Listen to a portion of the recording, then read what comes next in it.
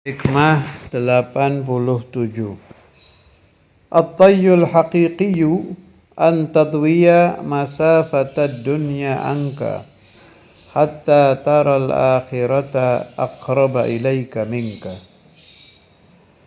Jadi ada ilmu namanya tayyul ardi. Itu dimiliki para aulia. Seperti yang terkenal itu Syekh Abdul Qadir Jailani. Kemudian kalau minal mutaakhirin Mbah Mangli, ma'ruf min ahli tayyul ardi. Mbah Mangli waliullah yang masyhur di Jawa Tengah. Dan lain-lain. Juga bisa lewat jalur ilmu hikmah. Ahli hikmah banyak yang punya ini. Atau mungkin lebih tepat ada ya, bukan banyak. Ada yang mempunyai ilmu tayyul ardi. Jadi jarak yang harusnya ditempuh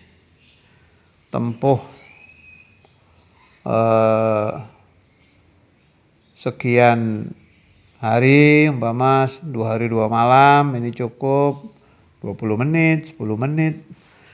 Itu namanya tayyul ardi. Oleh Sayyidi bin Athaillah, beliau sindirkan at-tayyul haqiqi, tayyul ardi yang asli, ilmu tayyi yang betul-betul itu, antatwiya, engkau bisa melipat masafatad dunya angka, jarak dunia darimu, hingga engkau melihat akhirat lebih dekat bagimu. Jadi maksudnya tayyul akhirah. Kalau yang ilmu yang dipakai ahli hikmah itu kan tayyul ardi, lipat bumi. Ilmu melipat bumi. Lah ini tayyul akhirah. Orangnya masih di alam dunia, lebih dekat kepadamu minka darimu. Tapi dia seolah-olah sudah di akhirat gitu. Maka dia menjadi orang yang serba akhirah. Kalkulasinya di dalam ingatan itu selalu serba akhirah.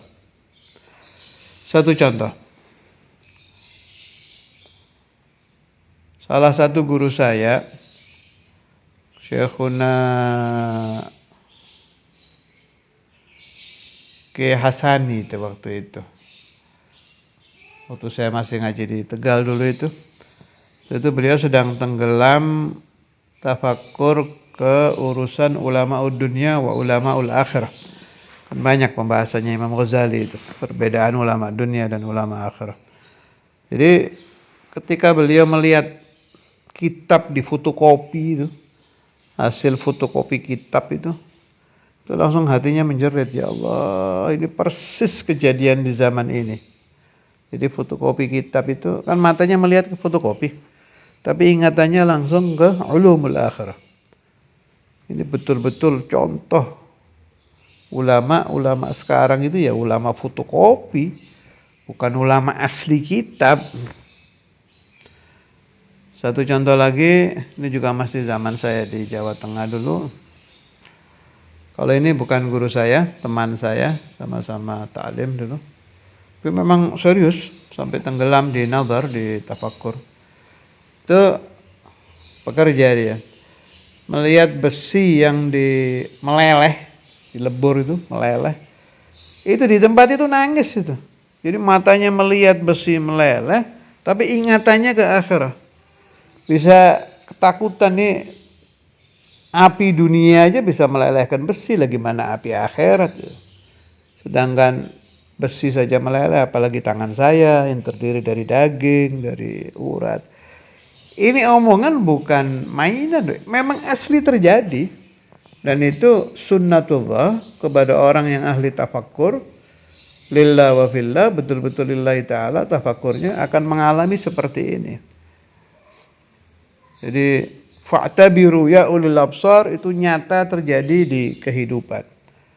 Faka'annal akhirata tutwalahu, seolah-olah dia memiliki ilmu tayyul akhirah. Jadi terlipat jarak akhirat yang sangat jauh, maka dia melihat akhirat seperti di depan matanya. Mata aslinya melihat ke kejadian alam dunia, ke hal-hal alam dunia, tapi mata hatinya, basirahnya melihat ke akhirat. Allah yaj'aluna wa iyyakum minhum.